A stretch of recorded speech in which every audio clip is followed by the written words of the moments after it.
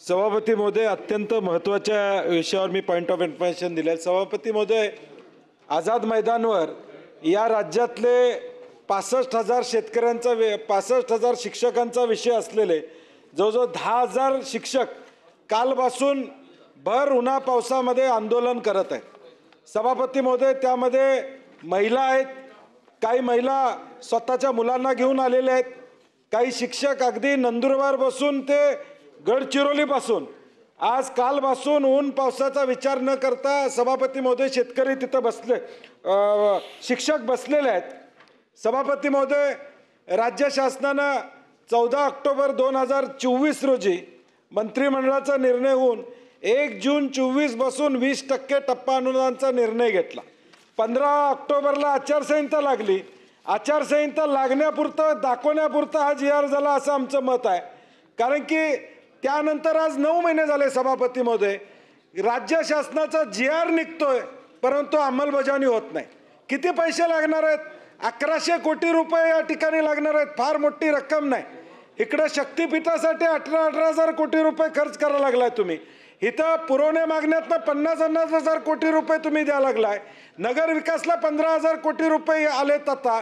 आणि या शिक्षकांसाठी मात्र टप्पा अनुदान 1100 कोटी रुपयेचं मिळत नाही. सभापती महोदय, काल मंत्री महोदय गिरीश महाजनजी तिथं आझाद मैदानला येऊन गेले. त्यांनी तिथं आश्वासन दिलं की आज ताबडतोब मुख्यमंत्री महोदयांच्या बरोबर किंवा सरकारबरोबर त्याची बैठक लावतो, 10 त्यांचे प्रतिनिधी घेऊन बरोबर सरकारबरोबर बैठक लावतो असं आश्वासन दिले. सकाळपासून सरकारच्या निरोपाची वाट ते बघतायत. सभापती महोदय, मला सन्माननीय मुख्यमंत्री महोदय देखील इथं आहेत, तर त्यांना बैठकीला बोलवा, चर्चा करा. चर्चेतून मार्ग काढून नक्की हे GRची अंमलबजावणी आपण कधी करणार आहोत हे किमान त्यांना सांगा. 10,000 लोक जर तिथं बसले असतील आणि सरकार त्याच्याकडे दुर्लक्ष करत असेल तर आपल्या माध्यमातून किमान सरकारनं यामध्ये लक्ष घालावं अशी आमची भूमिका आहे. माननीय मुख्यमंत्री. माननीय सभापती महोदय, सन्माननीय सतेज पाटील साहेबांनी अतिशय महत्त्वाचा मुद्दा या ठिकाणी मांडला आहे. फक्त सतेज पाटील साहेब, हा मुद्दा मांडत असताना एक बोट आमच्याकडे आणि 4 बोट तुमच्याकडे आहे. पहिल्यांदा तर या सगळ्या संस्थांना मान्यता तुम्ही दिली, सगळ्या संस्थांना तुमच्या काळात मान्यता मिळाली. आणि काय सांगून दिली?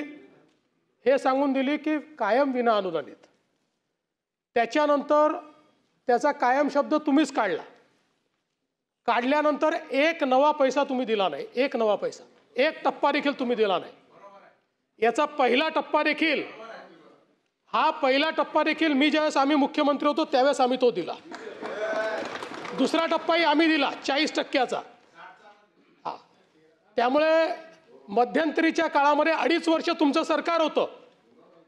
त्या सरकारच्या काळामध्ये फुटकी कवडी तुम्ही दिली नाही यांना. फुटकी कवडी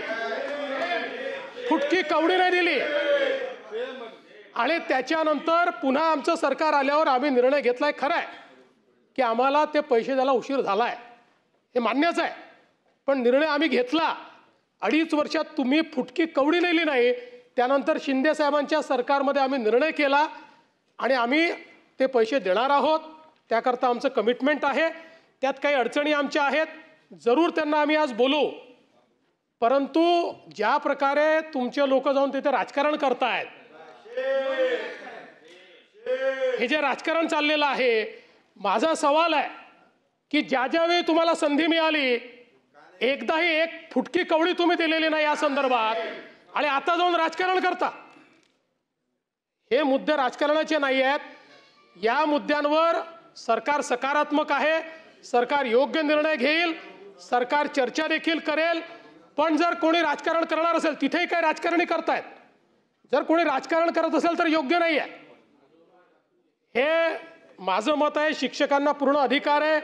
शिक्षकांनी स्वतःच्या मागण्या मांडल्या पाहिजेत.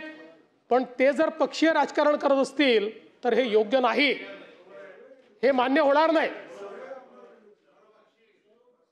काय चाललंय मला रोज, मी गृहमंत्री आहे ना, मला समजतं ना, ते दिसतं.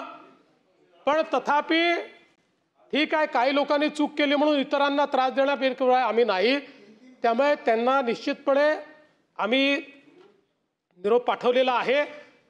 गिरीश महाजन कोऑर्डिनेट करता आहेत आणि त्यांच्यासोबत आम्ही चर्चा करणार आहोत.